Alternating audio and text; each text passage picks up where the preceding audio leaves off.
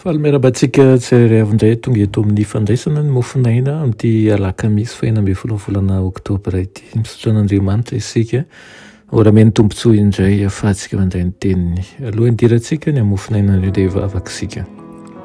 Ny Tomban'Andriamanitra eo atolotraianao ny dera ny lahaza ny ady sy ny voninahitra. Misaotra anao izay fa mbola nomenao an'izao fotoana manokana izao indray fa ny mandray ny teninao. Sokafo ny fomam-pananay ahajery anao irery sy anaraka ny toromarika avy aminao. Aminaran'i Jesosy, amen. Lohateny mofinainantsika androany dia manao hoe aoka halala oniny. Nalaina amin'ny Korintiana voalohany toko 4:1-3 manao hoe koa amin'izany na mihinana misotro ianareo, n'inona ataonareo dia atao voninahitran'Andriamanitra izany rehetra izany. Amen. Hoy ny apôstôly Paoly manao hoe tsy fantatrareo fa izay mihazakazaka eo amin'ny tany fiasakazana dia samy mihazakazaka avokoa nefa iray ihany no mahazo ny loka. Mihazakaza toy izany mba azahoanareo. Ary ny mpiazakazaka rehetra dia mahony tena amin'ny zavatra rehetra kanefa ireny dia mitady sady-boninahitra mety lo ihany. Fa isika kosa ny tsy mety ho lo. Raha izao dia mihazakazaka nefa tsy toy ny manao kitoto ary mamelo ny totondry aho nefa tsy toy ny mamely rivotra fa asiako mafy ny tenako mangana ka andeha vozoko fa andao na dia efa nitory tamin'ny sasana aho dia ho lavina kosa ny tenako. Amen. Ilain'ny kristianina ny ho entitra amin'ny fahalalana oniny. Tokony hikendry fenitra ambony izy ireo ary zava-dehibe indrindra ny fahalalana oniny eo amin'ny fomba fihinana, eo amin'ny fomba fisotro sy ny fomba fitafy. Fitokevitra no tokony hifehy fa tsy fialana sy aitsaitra.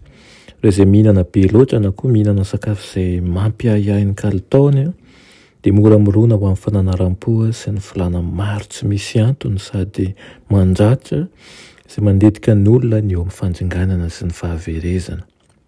Ny mpiara-miasa amin'Andriamanitra dia tokony hampiasa ny hery miasa mangina rehetra ananany mba hampirisihana ny fiparitahan'ny tena fotokevitry ny fahalalana oniny marina.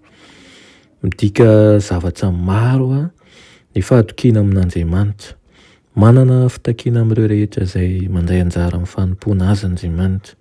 Fa ny reny ny azona ny saina sy ny vatana anatin'ny fahasalamana tanteraka ary ny hery sy ny fahafamanao rehetra ho eo ambany fifesan'Andriamanitra ary ho tehirizina ho matanja araka izay azo atao amin'ny alalan'ny fahazarana voakajy sy hentitra. Adidintsika amin'Andriamanitra ny manolotra tanteraka tsy misy fepetra ny tenantsika ho azy.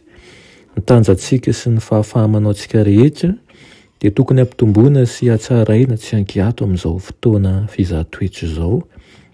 Ary ireo izay mankatoa an'izany fotokevitra izany ihany sy voaofana hikolokolo ny vatana ary manana fahatahoran'Andriamanitra no tokony ho fidiana hitana andraikitra amin'ity asa ity. Izany hoe isika tsirairay avy izao dia natsoina tokoa mba halala oniny amin'ny zavatra rehetra. Aoka hanana finiavana, toe-tsaina izay mikajy ny fahasalamana tanteraka satria ny fahafahamanao rehetra dia eo ambany fifehezan'Andriamanitra ary ny fahafahamanao rehetra dia ilaina ho fampandrosoana ny asan'Andriamanitra. Afakisika ny Tomban'Andriamanitra eo mbola misaotra anao izay nomenao an'izany hafatra izany. Mangataka aminao izahay mba hampahery sy hanoro hevitra nay mandrakariva ary handresy lahatra ny fomba fanaonay mba ho amin'ny fomba fanao izay mitandro ny fahasalamana ka mba hahafahanay mivoatra ho amin'ny tsara kokoa hatrany.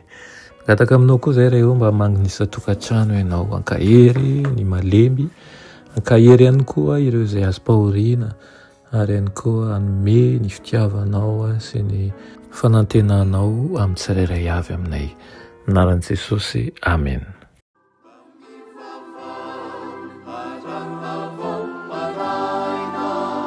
Saruvi